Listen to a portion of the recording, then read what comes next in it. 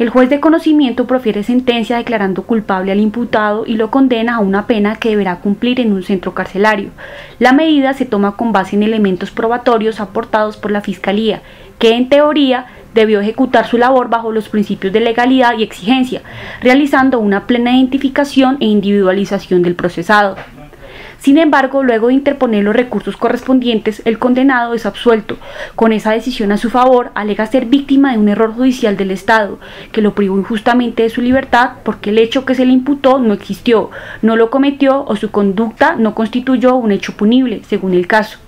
Si bien la gran mayoría de sentencias penales son proferidas con acierto, muchas veces los procesos son mal conducidos, las pruebas son mal valoradas o la identificación e individualización del procesado se realiza sin cumplir los mínimos requisitos exigidos por la ley.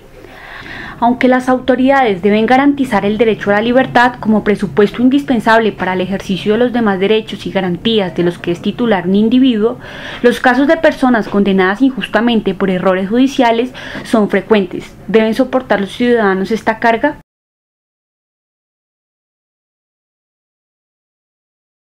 Según cifras de la Agencia Nacional de Defensa Jurídica del Estado, el 6% de las demandas contra la Nación, 12.552, se refieren a fallas del servicio por privación injusta de la libertad.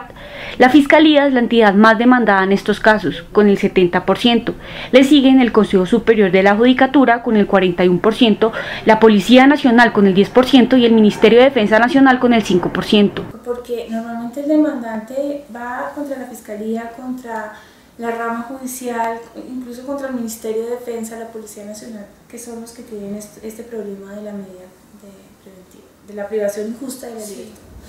Lo primero es mirar si la detención es realmente injusta. Si la detención es realmente injusta, lo que vamos a hacer es pelear, vamos a defender al Estado en esos casos. Cuando la detención efectivamente ha sido injusta, pues lo que vamos a tratar es de conciliar. Vamos a tratar de hacer un proceso, y nosotros estamos trabajando de la mano con la Fiscalía, para mirar si realmente se dan todos los requisitos, y si no se dieron, empezar a mirar cómo se indemnizan a estas personas que fueron privadas injustamente de la libertad. Pero también la idea es llegar a revisar el modelo, ¿sí? Que las autoridades también entiendan, la Fiscalía tiene dentro del régimen acusatorio la potestad de solicitar la medida, pero realmente quien concede la medida es el juez. Entonces uno va mirando lo que tiene que hacer el juez, pues analizar si la medida que está pidiendo la Fiscalía es viable, si no lo es, finalmente tomar una decisión responsable. Entonces también tenemos que trabajar en una cultura dirigida a que los jueces entiendan cuándo realmente la medida es viable y cuándo no. En reiteradas ocasiones, el Consejo de Estado ha señalado que la responsabilidad estatal por detenciones injustas se da siempre que se afectan los derechos de libertad, como en el caso de la imposición arbitraria o irregular de una medida de aseguramiento. De esta forma, ha aclarado que si bien el decreto 2700 de 1991 consagró algunas situaciones en las que se considera injusta la detención de quien ha sido exonerado por sentencia absolutoria, el Estado también debe indemnizar los perjuicios cuando limita los derechos de locomoción y domicilio. En estos casos, la decisión judicial produce un daño antijurídico que el ciudadano no tiene el deber de soportar, ha precisado la corporación. Además, ha explicado que la protección a los derechos de libertad no pueden reducirse a la detención injusta, pues esto permitiría que muchos eventos generadores de responsabilidad no fueran indemnizados. Desde el punto de vista del derecho a la indemnización de la persona que resulta inocente, bien porque el hecho no existió, porque la persona no lo cometió o porque no está tipificado en la ley, es incuestionable el hecho de que tenga que ser indemnizado. Pero yo pienso que la responsabilidad no es solamente un mecanismo para indemnizar patrimonialmente a las personas. La responsabilidad, el régimen de responsabilidad o el sistema de responsabilidad es también un mecanismo para detectar las fallas del Estado. Por eso creo que la jurisprudencia no se debe limitar. Los tribunales no se deben limitar simplemente a establecer si hay derecho o no a la indemnización, sino calificar también el comportamiento de la administración.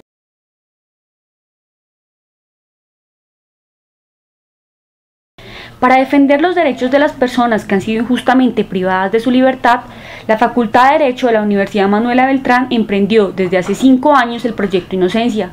Mediante la interposición del recurso extraordinario de casación o de acciones de revisión y de tutela, esta iniciativa ya ha logrado demostrar la inocencia de 8 personas que fueron declaradas culpables por delitos que no cometieron. Casos emblemáticos como el de un hombre que tras perder su cédula fue confundido con un delincuente y condenado a 6 años de prisión, o el de una mujer que por hacerle un favor a un amigo fue procesada por lavado de activos, son algunos de los éxitos que se apunta a este programa. Hay muchos errores en los procesos, pero que no obstante la sentencia se profiere en buena forma. Además, nosotros siempre partimos del hecho, digamos, de la doble presunción de legalidad y acierto de las sentencias de los jueces. Ni más faltaba que fuéramos a dudar de todos los jueces del país. Es más, la gran mayoría de sentencias son proferidas con acierto y bajo los principios de legalidad.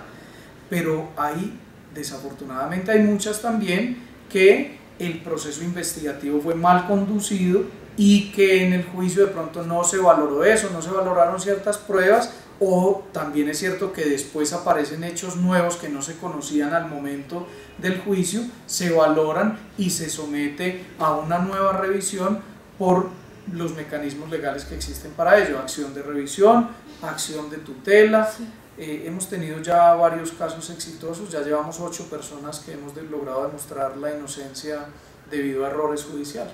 Tal como lo ha reiterado el Consejo de Estado, los ciudadanos no están en la obligación de soportar que estos errores de procedimiento afecten su derecho a la libertad, sin compensación alguna por el solo hecho de vivir en sociedad. En la garantía de este derecho, la Administración de Justicia debe ser impecable.